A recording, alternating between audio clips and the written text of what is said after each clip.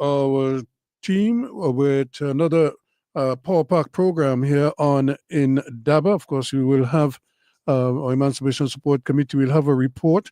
But more importantly, we're going to have as our feature discussion the role of the youth in the pursuit of reparatory justice, the international reparation debate competition for secondary schools. And we have some special guests. But to tell us a little bit more about that, let's join Dr. Fergus, Shabaka Kambon, and Renee Francois. Good evening, one and all. Yes, good evening, Brother Ruskin at Talk City 91.1. Good evening to our listeners on that frequency. And of course, good evening to our viewers and listeners on Facebook and YouTube who are taking in us live this evening. Welcome to another edition of the Africa Report, a program of the Emancipation Support Committee of Trinidad and Tobago. And we always say the program where knowledge grows.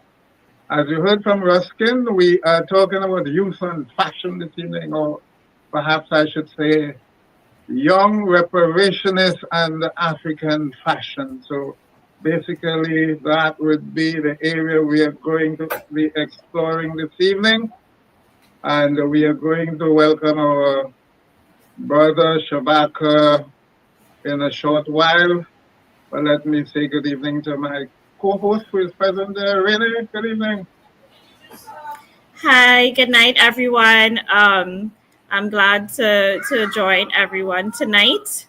Welcome to our viewers. I'm definitely looking forward to our discussions tonight. I know I say that every night, but tonight is a little special, at least for me, because I have been following this international reparations debate. I remember when I first came across it, I was very excited and I shared it with everyone at our office and, people who would have an interest, including Dr. Fergus.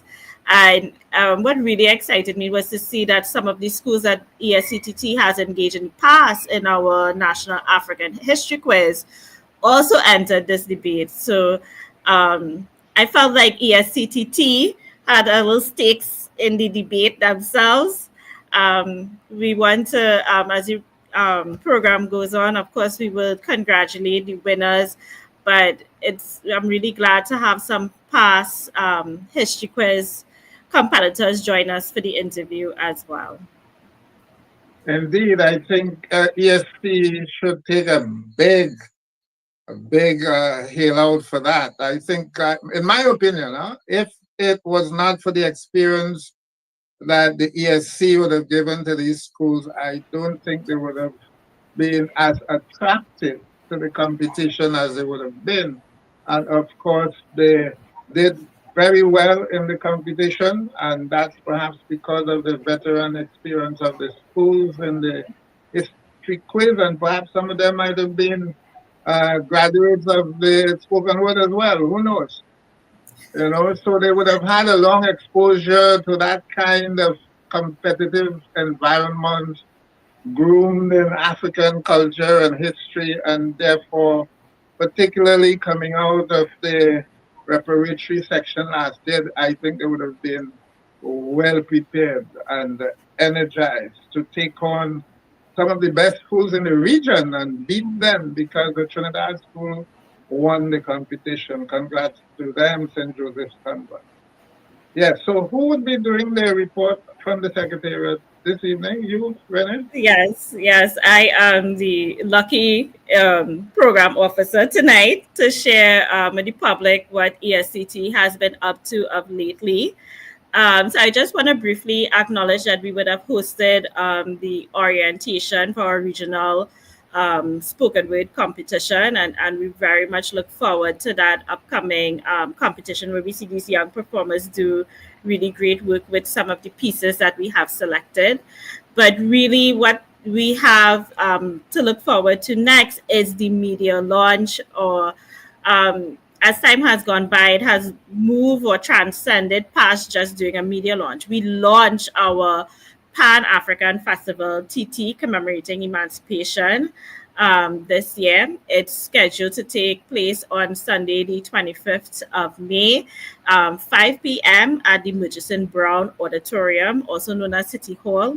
it is open to the public, and we encourage the public to come out and participate with us and join the launch so they can see what they can look forward to when it comes to the festival. They can get information about participating in the different events, who we're choosing to honor and celebrate in particular this year.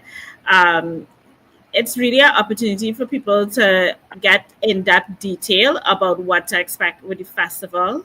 Dr. Fergus, please correct me if I'm wrong. I believe that you are our featured speaker this year for the launch. Yes, I accepted the invitation only today. So yes. Okay. Okay. So, I mean, Dr. Fergus, as a past student of yours, I enjoy hearing your speak. I enjoy hearing your contributions. So I'm definitely looking forward to your presentation on Sunday. Do you want to give us a little tidbit about what to expect? Well, I'm going to base it off on the theme. As I said, it was only today I traveled. I just came home a short while ago. I was en route actually. So I have not given much thought to the actual topic, but I will stick to the theme of the ESC, with respect to reparations and sustainable transformation. So I'll be sticking to that theme in general, but the specific topic, I have not yet put it into shape. So I wouldn't want to say anything because I'm not sure if I will be able to stick to what I say off the top of my head. But definitely, I think you should expect something exciting, even with the usual bit of controversy, and so on. Yes. So I'm looking forward to it. I'm honored to have been asked to do the feature as well, because as you know, this is a big day in the Pan-African, both in terms of the diaspora and in the continent. So in terms of the Pan-African community, it's one of the biggest, most auspicious day in the year.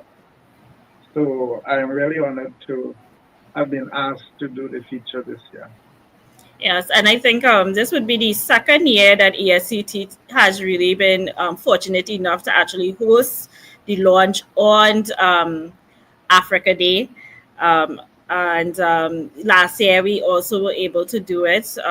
We tried to either do it on the day or as close as possible, because that's also our way of commemorating that particular day. As you know, in typical fashion of ESCTT, we will be having some live performances. I really look forward to see who would be gracing the stage this year. And Dr. Fergus, I'm definitely interested to see how you're going to make that connection with reparations and sustainable transformation. So I'm excited. I hope the public is excited. It's definitely the little spark as we start off the Pan-African Festival this year. Like I said, it's free to the public. Please join us. Please come with us as we open our festival and just bring that good vibes and that good energy.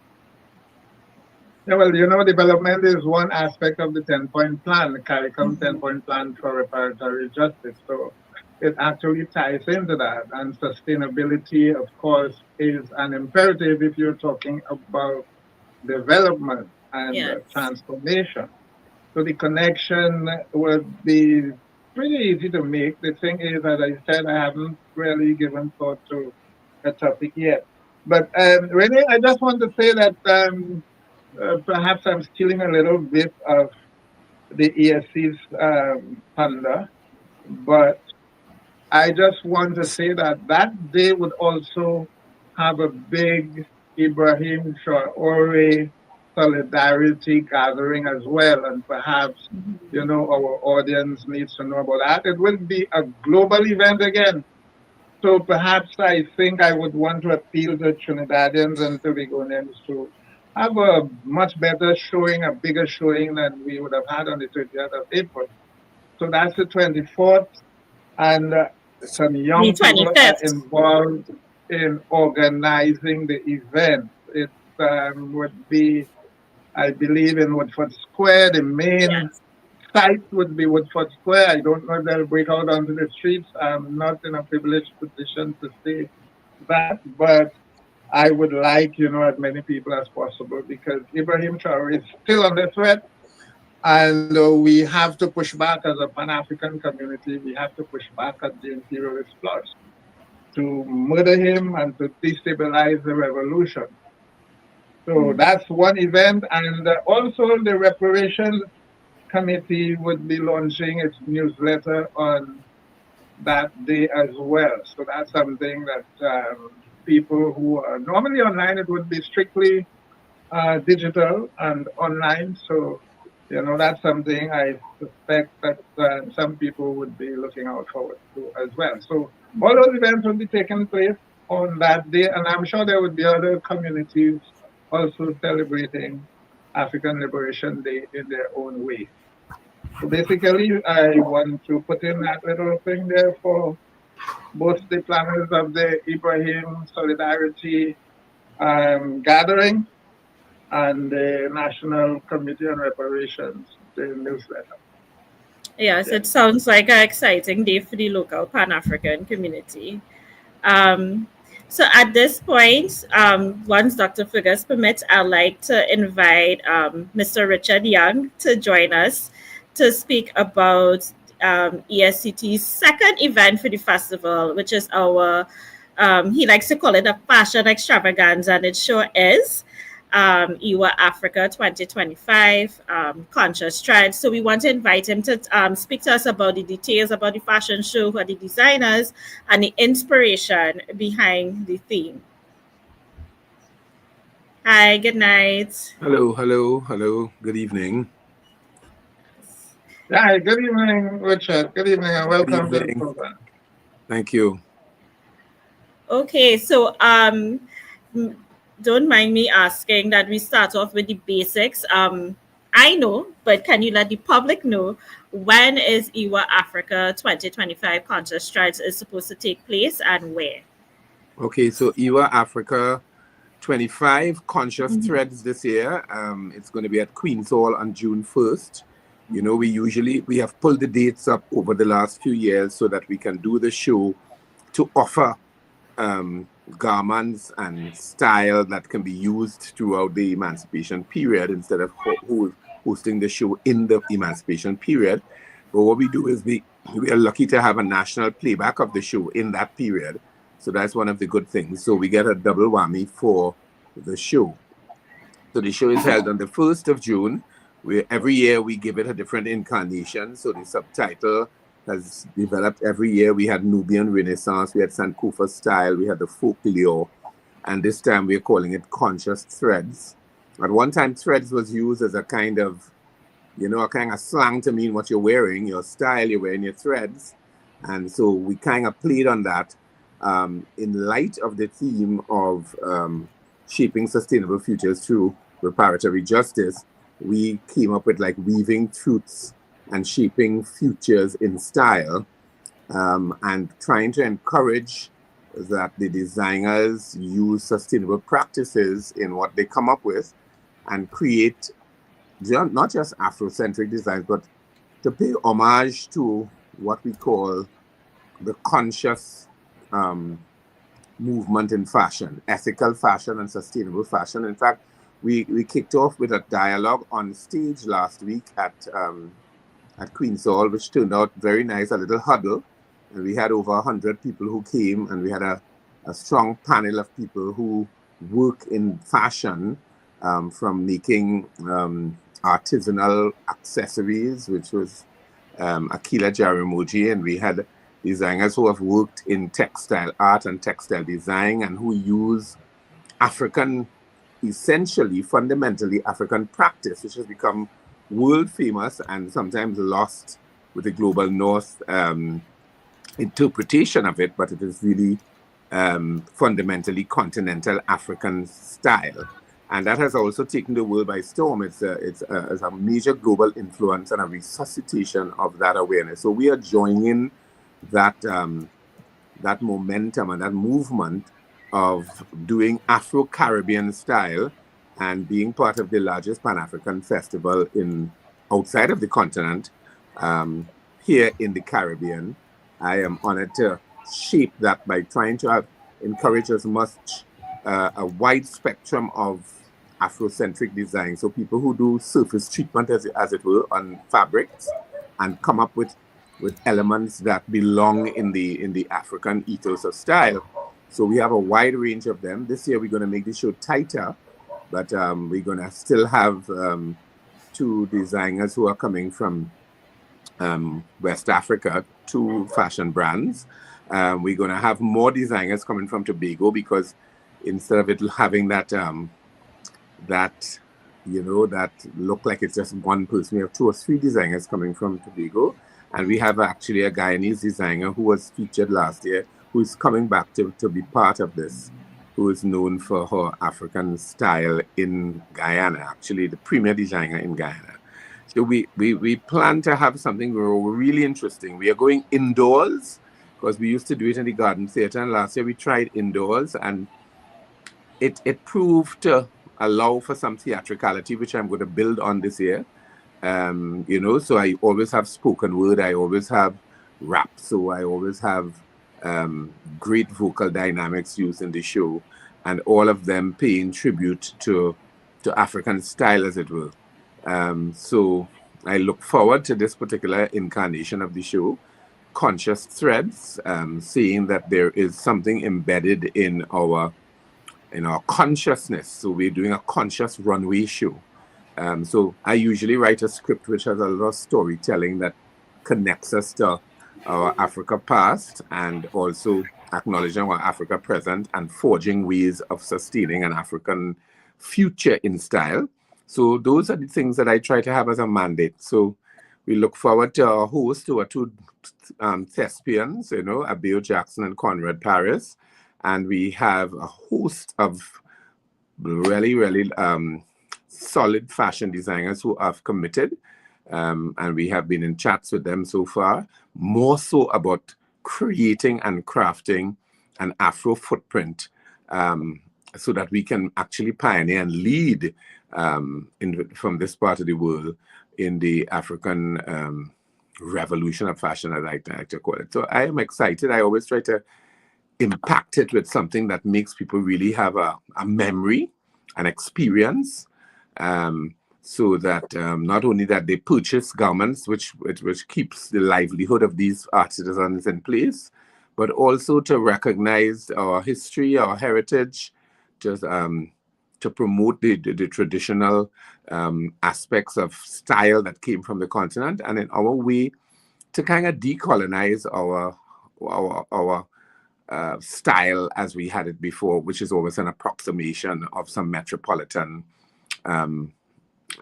style footprint. So we are crafting our own, using our past African presence to create something really new and imaginative. So yeah, I've been chatting with designers. We look forward to showing off something totally different from the last time, and something quite improved and quite memorable.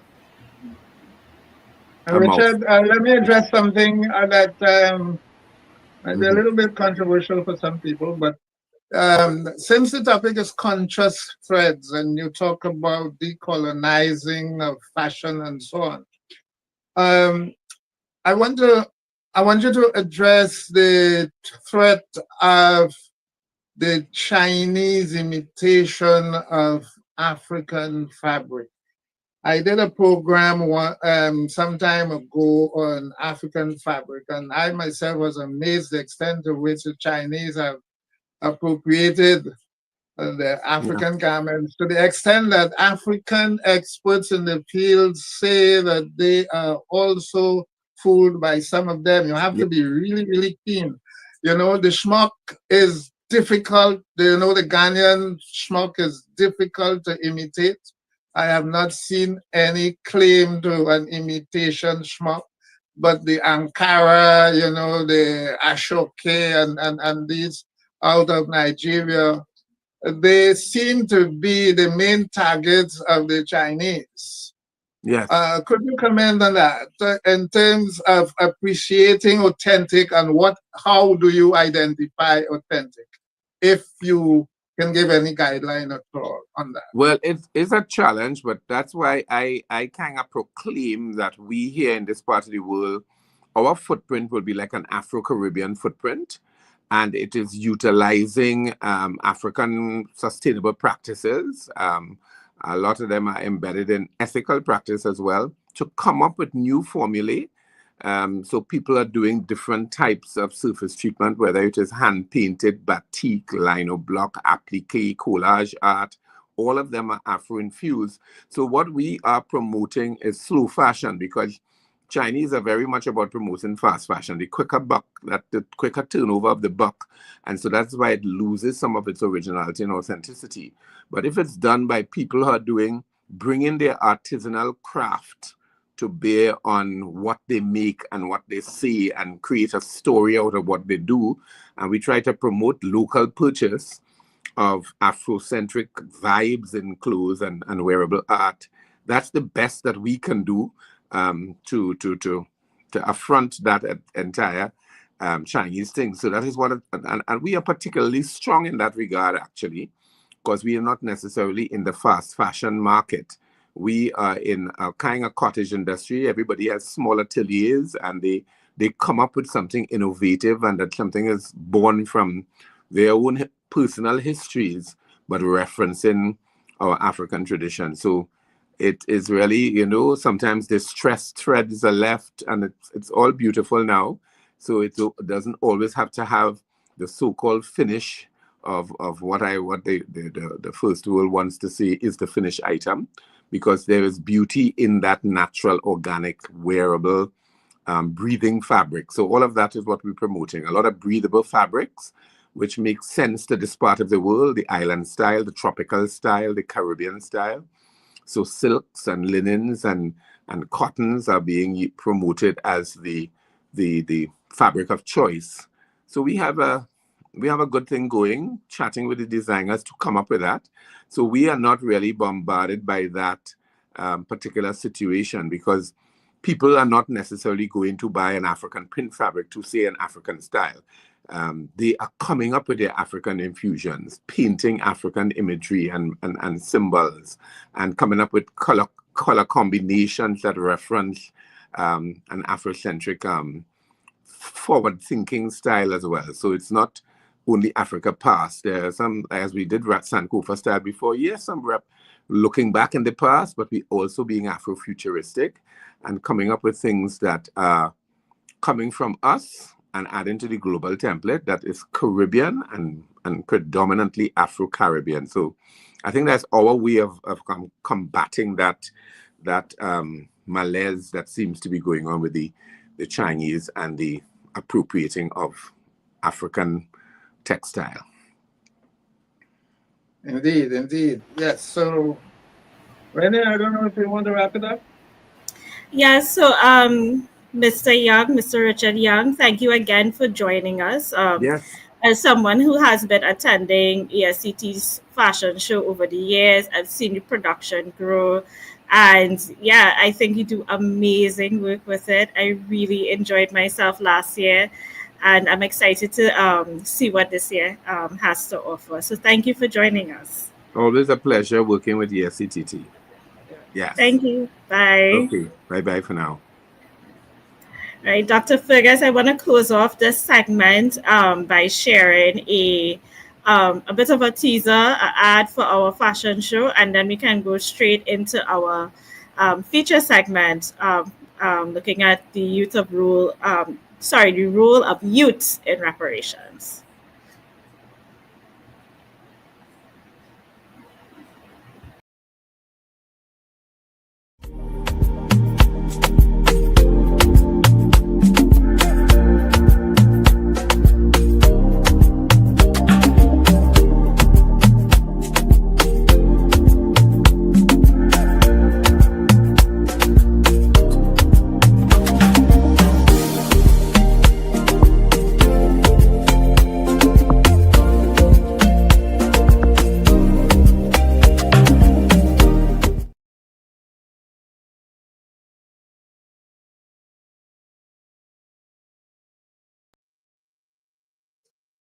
Yeah, so we are back with the final segment of this evening's program, and it's the role of youth in the pursuit of reparatory justice, subtitled The International Reparation Debate Competition. That debate competition for secondary schools, which was held in Jamaica. 24 schools were involved, as far as I understand. And the main organizer was the center, the CRR, the Center for Reparations Research, which is also based in Jamaica. That's the main research center that brings out research for issues on reparations. And this is one of the ventures, I believe, that might have been new to the center. And as such, because of the great success that it generated, I would want to think that schools should be looking forward to another edition next year. So we have one of the competitors with us, one of the schools, that is Arima North Secondary School. And I don't have the names here. The names are on the screen, so you should read it from there. We have three of the competitors, and we have the Junior Research Fellow at the Center for Reparation Research, Ms. Mia McMorris. Welcome to all of you. Welcome to Indaba, and welcome to this evening's edition of the program. So let's start off with Ms. Morris, since we would want to anchor the debate in in terms of the ideological framework that led to the competition, the challenges, the joys, and so on of this competition. Yes, so and the spread, of course, how many territories in the region would have participated, So could you tell us something before we engage the schools? Well, good night. I'm happy to be in Trinidad, if not there for real. It's great to be talking with you, Dr. Fergus. I know all of the organizations that work with reparation in the Caribbean, so it's really wonderful to get a chance to sit down with you. I am the Junior Research Fellow in the Center for Reparation Research, as you mentioned. We are the research arm of the CARICOM Reparation Commission, and we're based at the University of the West Indies regional headquarters here in Jamaica. And I just would amend that only our finals was in Jamaica. I want to feel that we were regional for the actual debate because we were online. We had a wonderful group of students from Curacao, Guyana, Bahamas, Trinidad and Tobago, of course, the United Kingdom, and of course, Jamaica. We were incredibly blessed to have a strong partnership with the Jamaica Association for Debate and Empowerment, the Repair Campaign, as well as support from our sponsors, the PJ Patterson Institute for Africa Caribbean Public Advocacy, the University of Hull, and CARICOM. So I just wanted to frame that. But this debate competition has really been an amazing show of what the center is aiming to do all the time. Our goals, our main mission is really to advocate, to educate, and promote research on reparation, on the trafficking of enslaved Africans, on the realities of colonialism that still plague us here today in the region. And when we discussed this debate competition, we had some goals. We wanted to create more advocacy and awareness around reparation and the reparation movement in the region.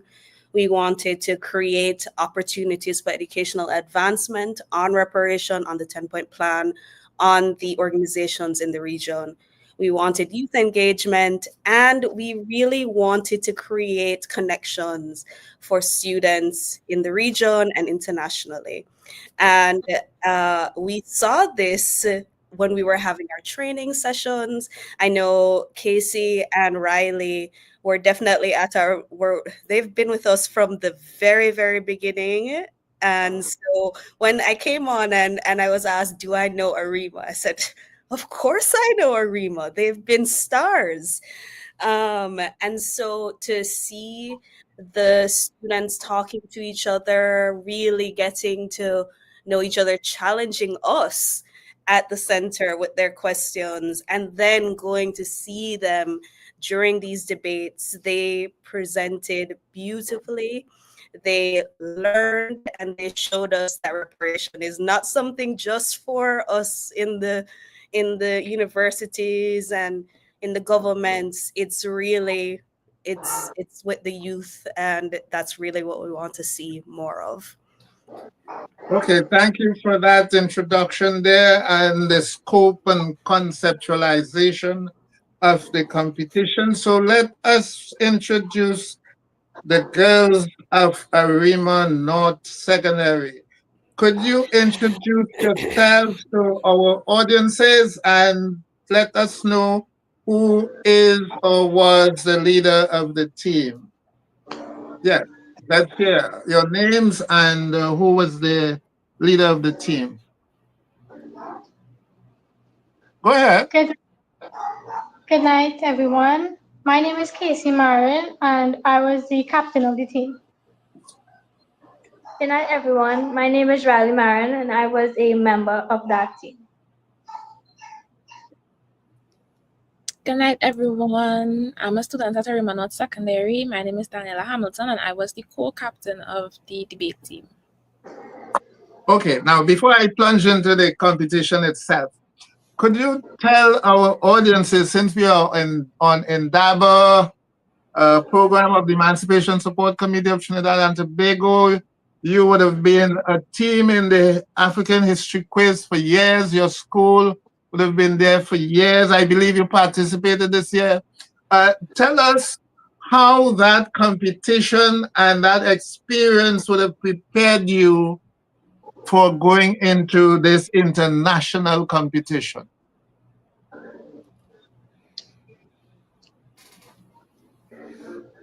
The African History Quiz gave us a deep understanding of African history and its cultures, many of which are not really taught in school.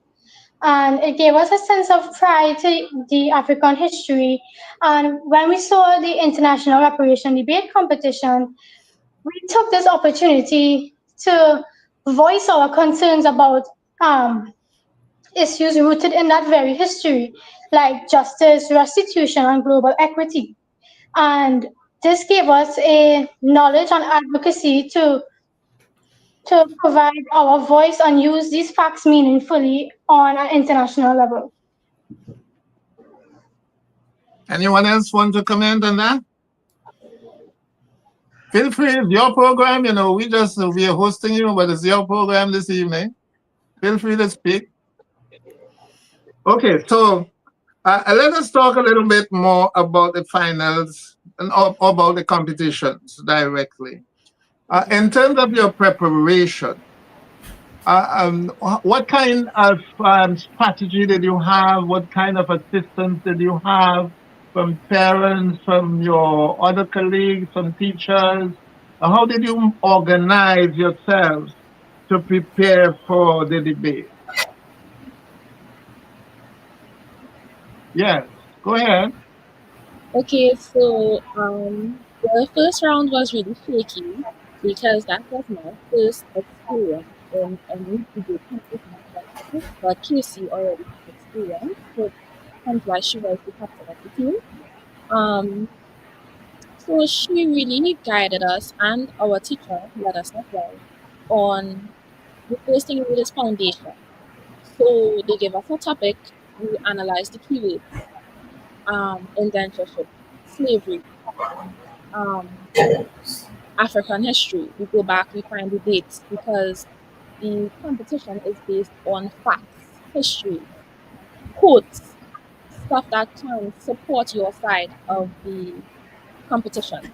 So the first thing we did was we gathered intel about dates and history and quotes from people of high status, presidents, prime ministers, people from the International Reparations Debate Research Centers, all those stuff.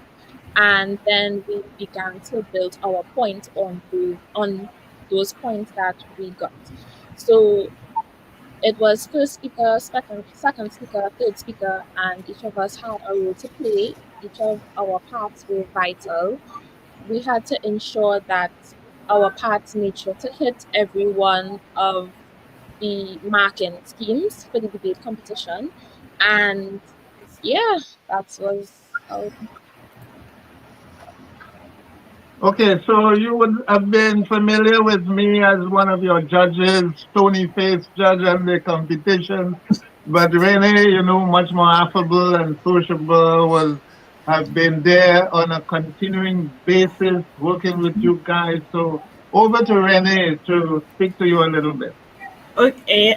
So before I start to engage with everyone, I just want to do honorable mention of a current student at Arima North, Zawade Allen.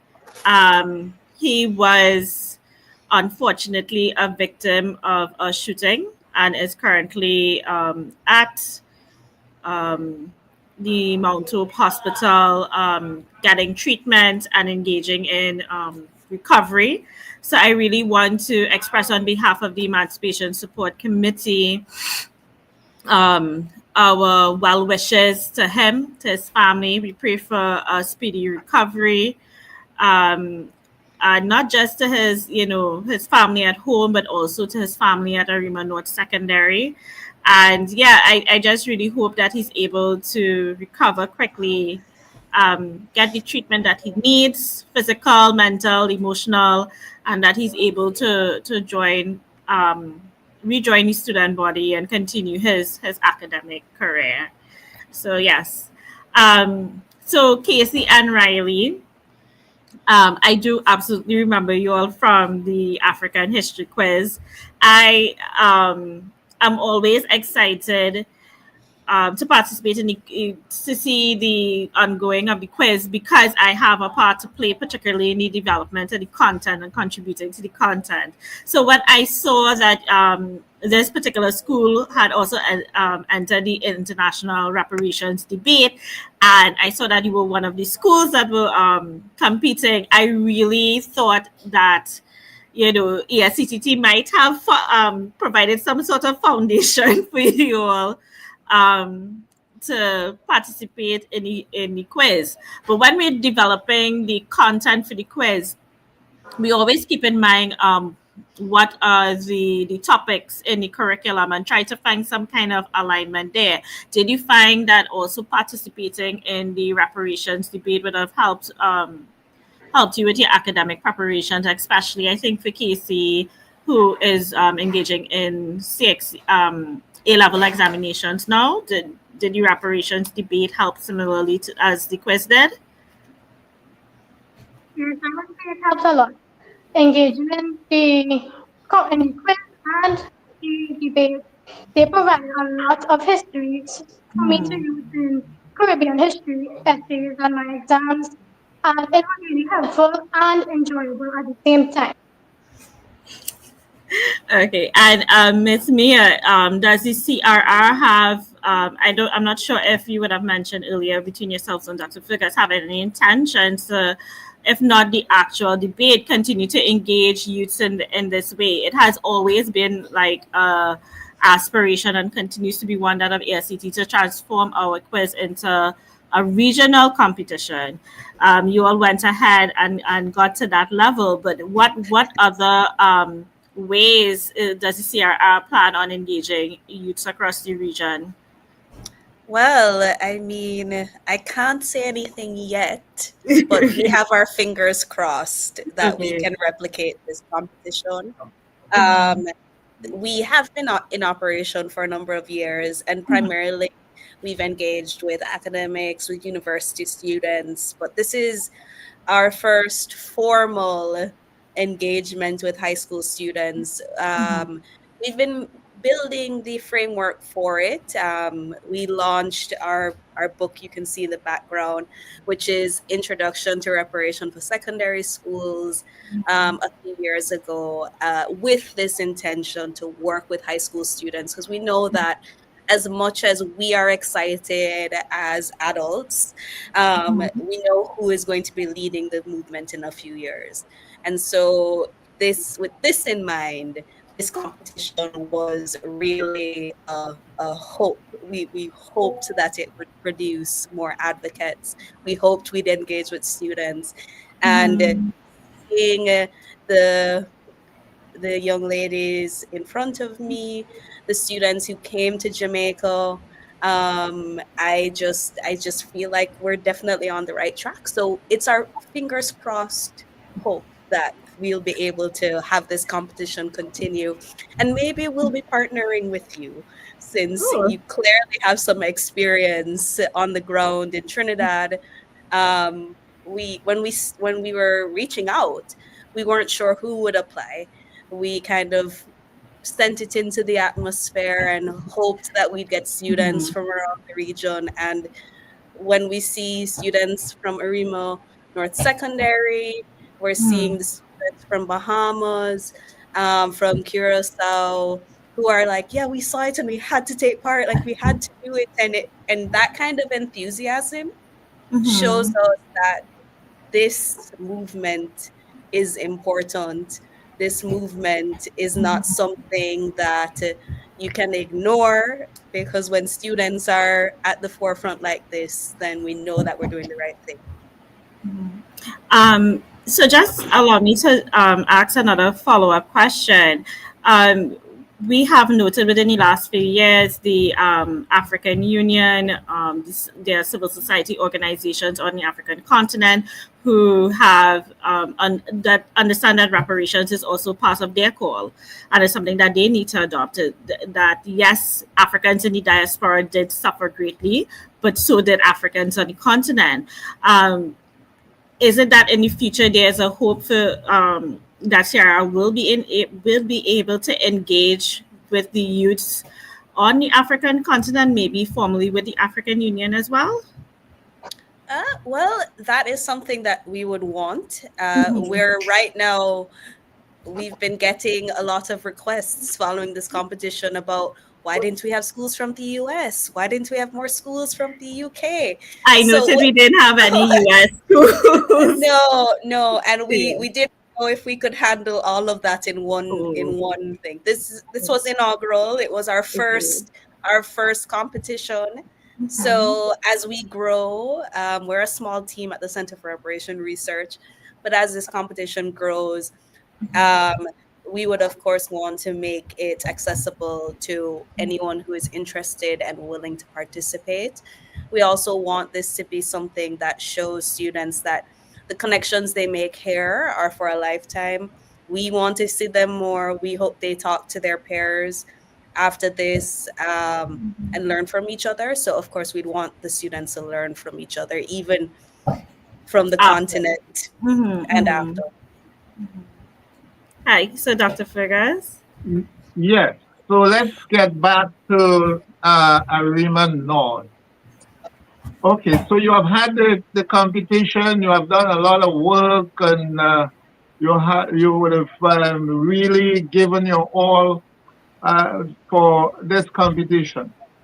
Now, I want you to speak to us from your heart. Now, reparations most likely would be a generational struggle. There are a number of us who say reparations in our lifetime. It must happen in our lifetime. But this struggle has been going on for well over 200 years. Over the past 2 decades, it would have picked up a certain momentum that I call revolutionary since the establishment of the Curriculum Reparations Commission.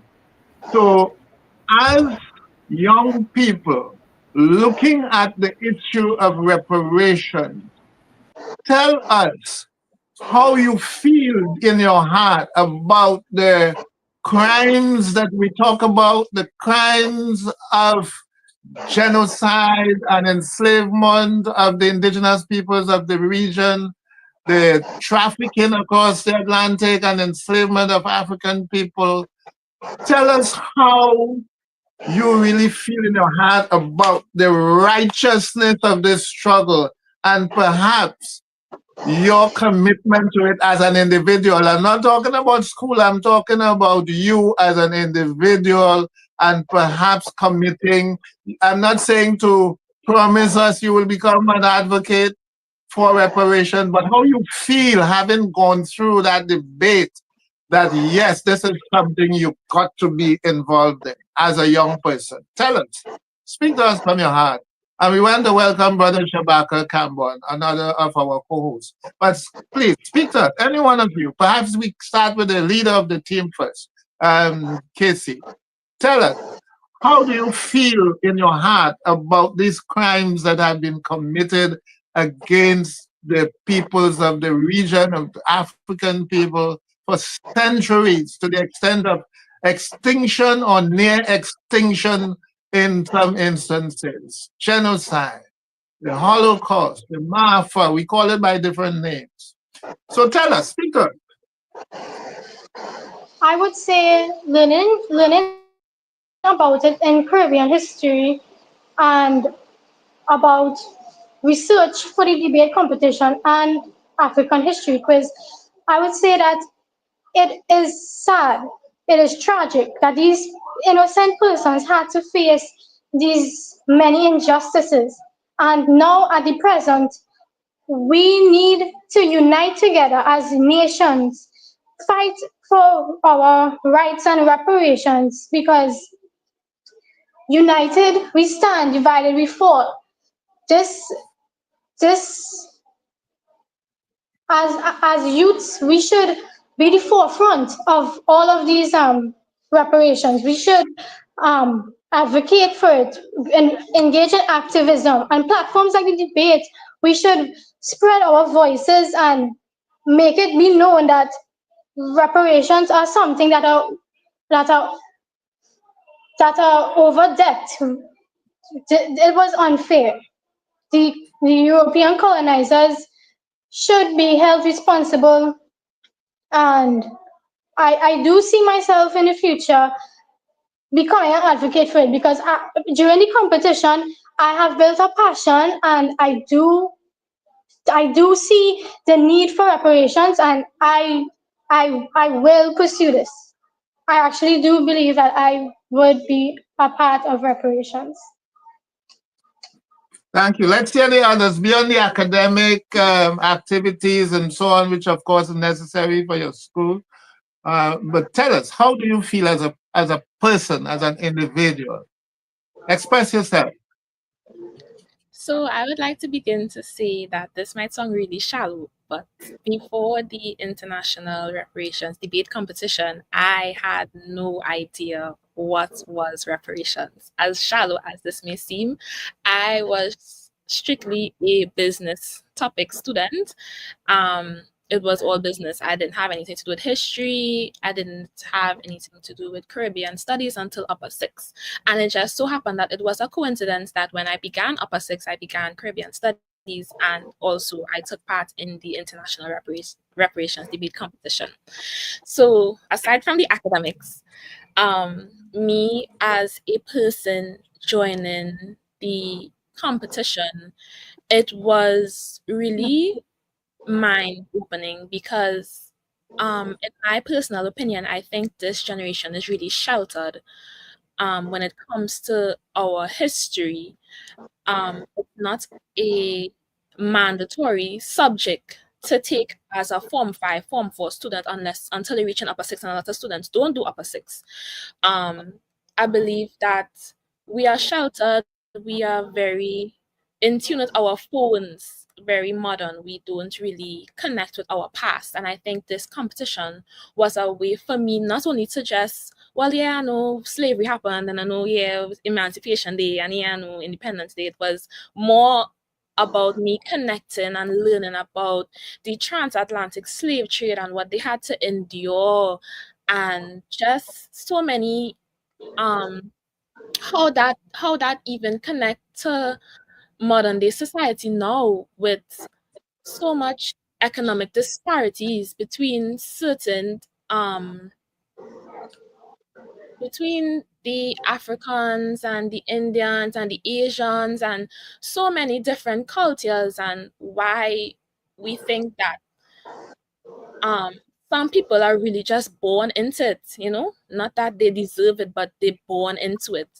And it just opened my mind so much concerning opportunities offered, and why um the the social ladder, and how some people have the shorter end of the stick. And it's just like Casey said, it's really sad, some people, and some of us not even aware how we end up in certain situations and certain economic disparities, and why we think that, oh, they just got lucky, but it's really not. Sometimes it's not luck, it's good generations back about what they got compared to us, and the benefits they had compared to us, and how it just continued for generations and generations and generations, and how wealth continued to be concentrated in the hands of a few. And it just really opened my mind, and I could speak so much more about my history as an Afro-Caribbean, and not just say, well, yeah, no, yeah, slavery. So it's really sad. And like you said, I think I could see myself becoming more in tune and becoming an advocate, because this competition more than opened my eyes, and to learn that it had other cultures that endured slavery. Is not just about Africans as well. It had the Asians, it had the Indo-Caribbeans, and how all of them came to be, how all of us became a mixed nation, every creed, every race, So thank you. Thank you so much. You have touched on one of the key points there, that this thing is not in the past. It's with us. It affects every aspect of our lives today. So let's hear your other colleague there. You would like to express yourself as well before we bring in Brother Shabaka, who is a master tutor in activism, by the way. So he might be able to give you some guidance on how you can become a full-fledged advocate for reparations. So yes, let's hear your other colleague there. Go ahead. Feel free to express yourself. What impacted me the most was realizing the power of knowledge and voice when they come together. Learning about Africa's untold history and then using our knowledge for reparatory justice gave me a profound sense of purpose. It reminded me that as a young person, not just a student of history, I can be a shaper of his future. Seeing so many passionate youth engage in the same mission inspired me to keep advocating for truth, justice, and empowerment beyond the competition. Okay, thank you so much. Yes, Brother Shabaka, coming into the picture now. You're muted. Unmute. Yes. Wow. Congratulations, first of all, young ladies. Congratulations. Hello, Mia. This subject is a very special subject in this particular century. We look back at the last couple centuries. We see that the 19th century was the century of emancipation. Starting with the Haitian Revolution in 1804 and continuing until we had Brazil in 1886.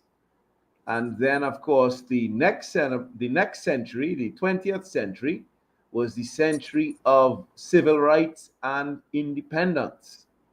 So you see that march from, ending chattel slavery to then earning, accessing, I wouldn't say earning, but because our rights are not something that could really be taken away from a person, but acceding to those rights which we should have always had, and of course freeing ourselves from the yoke of colonialism.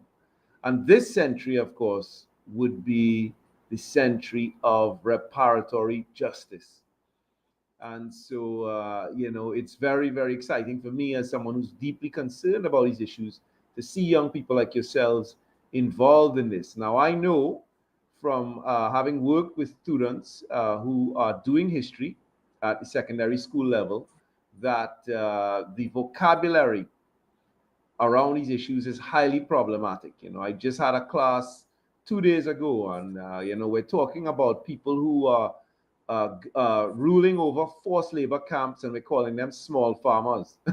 You're talking about somebody who is, who has kidnapped somebody from some other part of the world and is working them to death in a period of 6 to 9 years against their will, and we describe them as small farmers. Somebody who might well be involved in all kinds of other crimes against the person on those estates, and the planters, the small farmers, there's all kinds of terminology that the colonials left over with us that is meant to sort of diminish our capacity to make sense of the history that we're reading. And of course, Dr. Fergus knew him well, the late Tony Martin, the great Trinidadian scholar, who said that, he actually, before he died, went out of his way to produce a textbook for Caribbean students. Unfortunately, it's not available for you to buy now because he passed away before he was able to do a final edit on the document, which he wanted to do. But the thing about it is that he said that what provoked him to produce this document is that in teaching West Indian history for 30 years, he had never come across the details. Nowhere in the textbooks that he was using was there any information that could really lead students to understand the kind of atrocities that were visited on the people who were enslaved. And of course, again, the language. There's an effort to divide indigenous people from African people by using encomienda as opposed to enslavement. The indigenous people were never enslaved in a sense. If you could go through history and actually think that was the case, they were just encomenderos, something quite distinct and less severe, which is absolutely not the case. And of course, these kinds of things have contemporary impacts in our society. So you find that it's difficult for many people to see the commonality of white supremacy and oppression, for non-white peoples to understand the things they have in common, the historical circumstances they have in common in the Americas. And so it's very important to see young people like yourselves getting involved in this work in this way, and to have people like Mia actually there at the Center for Reparations Research, making things happen. I have a question for Mia. And guys, I'm happy y'all are here for this. Y'all are going to enjoy this. One of the things I've discovered is that we have this contradiction, this embarrassing contradiction in the CARICOM, in the Caribbean community, where we are seeking reparations from colonial powers for, as you would put it in the CRC, native genocide, the transatlantic slave trade, racialized chattel slavery, while openly glorifying, celebrating, and venerating the people who committed these abominable historical crimes. How are we going to treat with that? And I see Daniela, you're enjoying this, right? You're seeing where we're going with this. What is going on? Okay, Shabaka, just in case, our listeners are 91.1, just in case they're leaving us now, we want to thank them for joining us on the program this evening. And we would see you again next week. We will have an Africa report next week for you. of course. So good evening and thank you for joining us this evening. Good evening, Ruskin. And Yes. see you next week. Yes, Shabaka, go ahead. Yeah, so before you answer me, let me just help Casey, because Casey's sitting there and she's saying, what is this guy talking about? Casey, we are in a very embarrassing situation where we are asking colonial powers, former colonial powers, to pay us reparations or give us some form of reparatory justice, while we are punishing civil society members in the Caribbean for removing monuments to the people who actually did these abominable historical wrongs, starting with the man who initiated the whole thing, Christopher Columbus, and then going on from there to all a host of others who committed slavery, who were responsible for indentureship and the apartheid that followed, and so on. So we look a bit, Marimia, you have to agree with me, that we look a bit foolish. And somebody would laugh at us if they were to see, the situation that we're in. So what are we doing, Mia? Tell me, what are we doing about this? Well, I do love the way that you framed this. It is one of our major things. I think we have a lot of major things in the center. We're fighting a big fight, and it's often little us against everyone else. But symbolic decolonization is a really essential part of the reparation movement. And when I say symbolic decolonization, I mean that we need to stop venerating and celebrating enslavers. We need to honor and celebrate our ancestors as best as we can.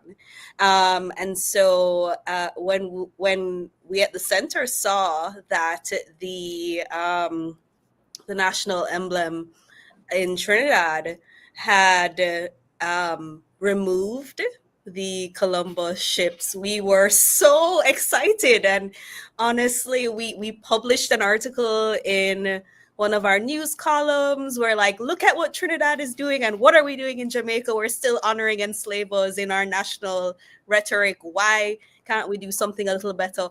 And then when I came to our training session with the students in Trinidad, we heard that not everyone was happy about this. And so it's really one of those big issues that we've all, especially my generation, the older generation in the region, we've learned a certain thing. We've learned to respect almost without question certain things.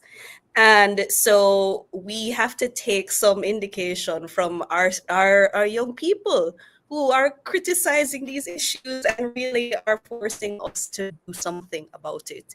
So symbolic decolonization. We want to change the names of streets. I don't want to drive on King Street. I don't want to drive on Queen Street. I want to drive on Freedom Way. I want to drive on Chief Tetchy Way, Chief Tetchy Drive. I want to drive on Nanny. I want to see my heritage represented, not this British stuff. And as somebody who lives in the British Caribbean, we know that all of these streets are repeated. I'm sure that you guys have a Water Lane, a Prince Street, and all of those awful things. You have a Picton and a King George V something, and yeah, I've seen them all over the Caribbean. But Mia, this is not just I don't like the word symbolic, even though I understand how you're utilizing it, because Daniela was saying to us just 2 minutes ago that up until she started doing history, all of this stuff was invisible to her. Yeah. And that's our fault. It's our fault that we haven't curated our public landscape in such a way that a Native American person, an Indian person, or an African person could learn about their history without having to go to school. Could discover who the people were who sacrificed their lives for the freedom they enjoy today, without even reaching, from the time they're kids, from the time they open their eyes and they could read a street name, and of course it is insane for any people having come through an experience like ours. And of course, when I say that, I mean colonialism was genocide, slavery, indentureship, and apartheid, all within the framework of white supremacy. Any people who has gone through that, and I mean any peoples, if we want to use plural, it is insane for us to continue to honor the people who did those crimes to our ancestors.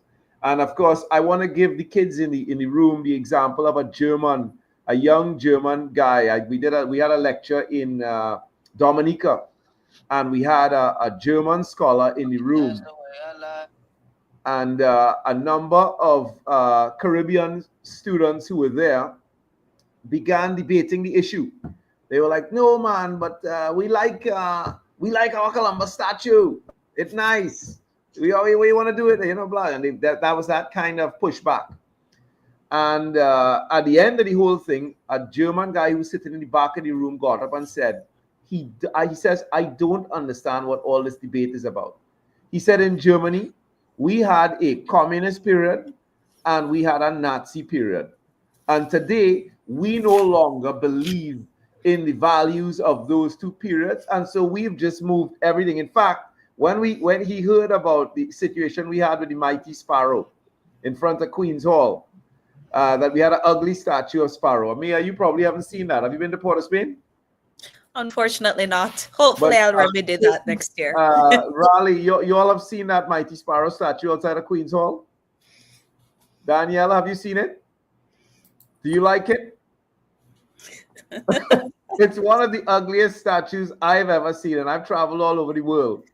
And my German friend said to me that he would be happy for $1 they would sell us a statue of Stalin, and all we had to do is remove his head and put Sparrow's head on it, and we'd have a nice statue of Sparrow, because they have so many of them that they've dumped all over the place from the communist period, and so many from the Nazi period that we could, and they're willing to give them away for very cheap, $1, $2, once we could transport them to Trinidad. But we, on the other hand, feel that we could leave this period and continue to celebrate the values and shamelessly call for reparations while celebrating the figures who committed the abominable historical wrongs that we are asking for reparations for. So it's something we have to think about. And if we're serious about reparations, we got to be serious about ending the open glorification of the criminals who committed the acts that we're calling for reparations for. Daniela, Shabaka, could you take a look at the comments and see if perhaps anyone wanted to address the students in particular and get them involved before we close the program? Since I came in, Doctor, so I only have comments from 8:32. But perhaps Daniela and Casey and Riley may have something to ask Mia, because she's the expert, guys. As we're closing up the program, is there anything in your work, having done all this debating and so on, that you found a question somewhere and you said, "I'd like to know more about that"? Mia is the person. You can see it. You see she's wearing the glasses and everything. She's been doing a lot of research. I feel like Dr. Fergus could probably answer them too, but I'll sit in the hot seat. They get to ask Dr. Fergus all the time here. You're not here on the program every week, so we gotta tax you. Daniela, what you want to ask Mia before we close tonight?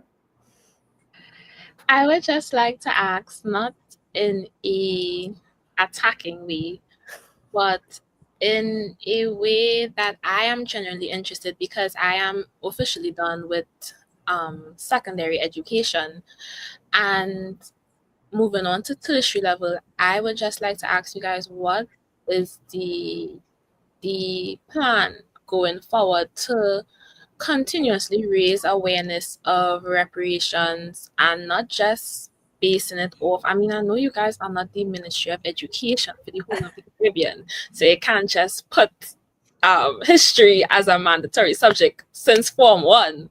But I just would like you guys to just speak to me, because I am leaving, and I guess I wouldn't really know until I have kids in the far, far, far future about what's going on. And just what are you guys plan, like how you guys plan to raise awareness, and who you guys are planning to speak to and talk about, because I personally feel like a lot of kids, especially in this generation, we're so connected to technology, we have no idea. Like, I feel like we continuously lose more and more of ourselves as a society, as we progress, as things become more and more inventive, we continuously lose our history, our background, where we come from. Things are getting so modernized, you know. So, and the topics are so Western based, you know. We focus a lot about what's going on in the bigger first world countries and what's actually happening here. So, yeah. Yeah, so okay, let me just say, as chairman of the Reparations Committee, National Committee, that we are committed to ongoing public education and enlightenment in different ways. If we may speak to social media, for example, we have launched 2 social media platforms, Facebook and Instagram.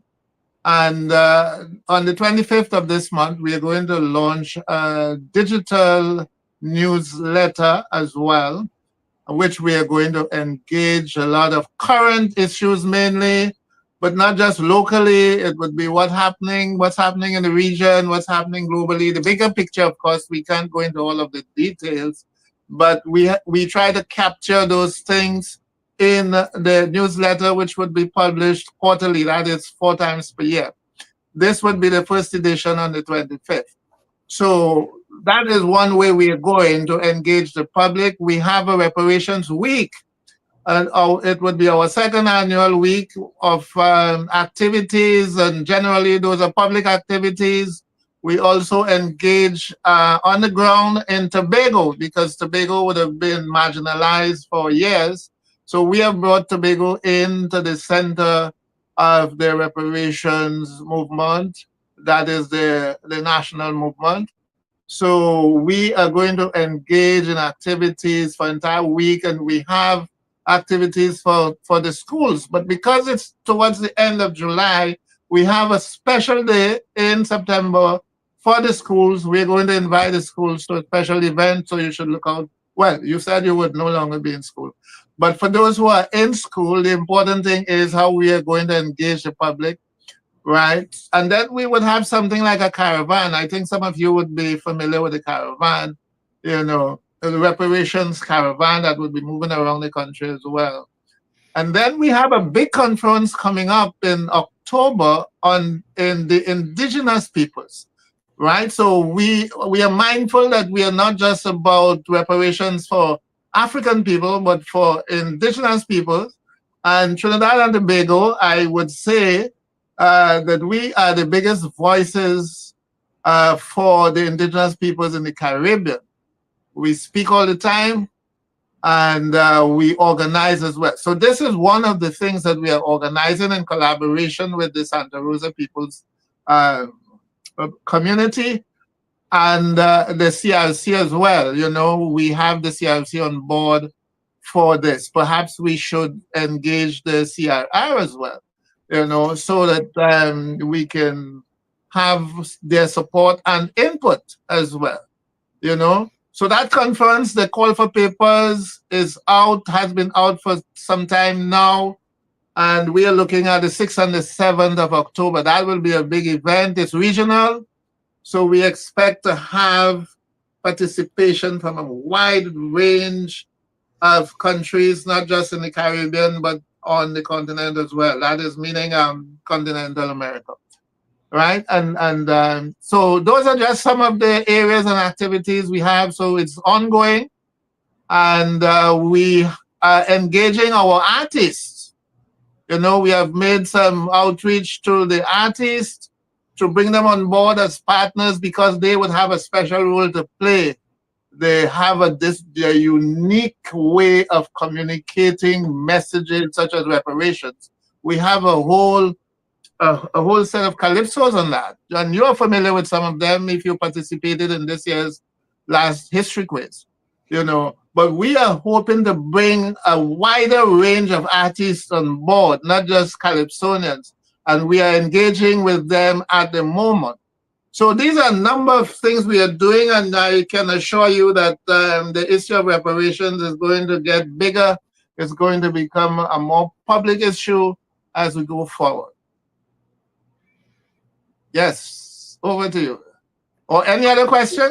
A lot of You're free to ask. information there, but Doctor, you let me off the hot seat. But I didn't get that. I say you let me off the hot seat. She was supposed to talk to us about what plans the CRR had. And you rescued her by telling her all about the great grand plans of Trinidad and Tobago. But I think they Well, you know, it's when we are hosting here, Indaba is hosting, and we are in partnership with the Emancipation Support Committee. And this year, we are actively participating in the history quiz like we did, even more so than last year. So the ESC is a big partner, of course. Caribbean Freedom Project is also a big partner with the Reparations Committee.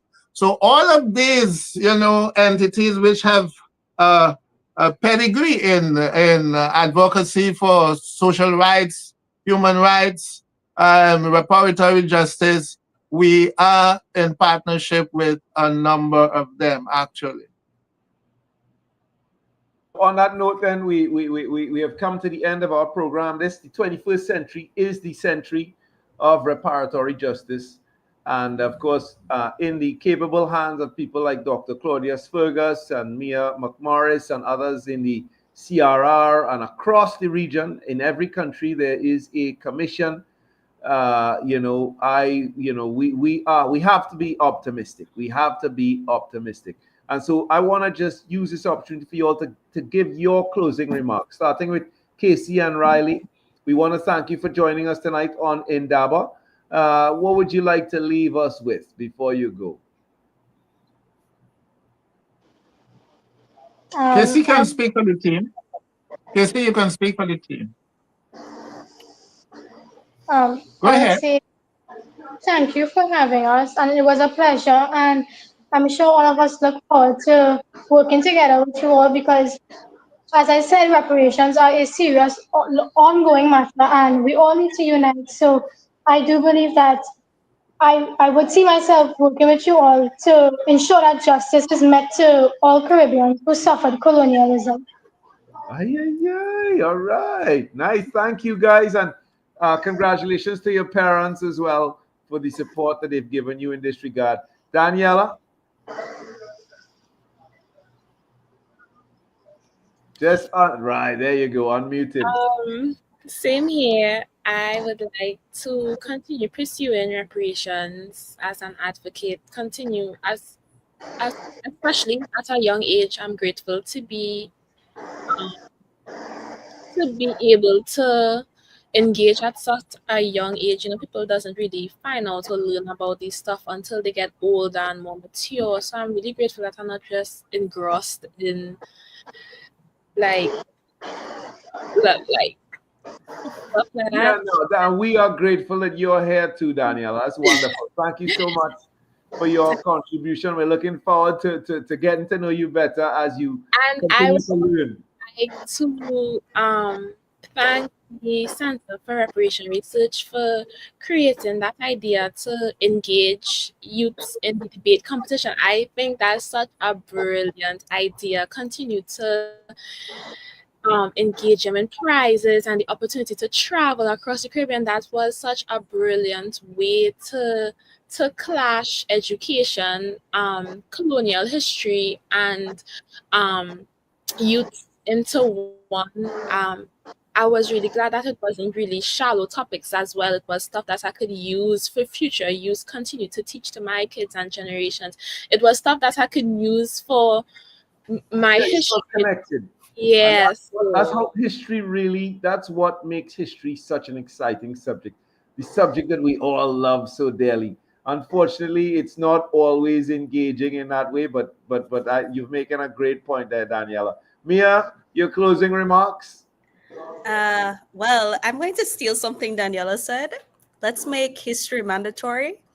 But I just want to thank you all for inviting me to come and talk, for giving the center an opportunity to be on the ground in Trinidad and Tobago, and hopefully we'll talk more in the future. Yes. I would just like to leave us with a quote from the great Ottobah Cugoano, the great African abolitionist, who said, slavery is an evil of the first magnitude.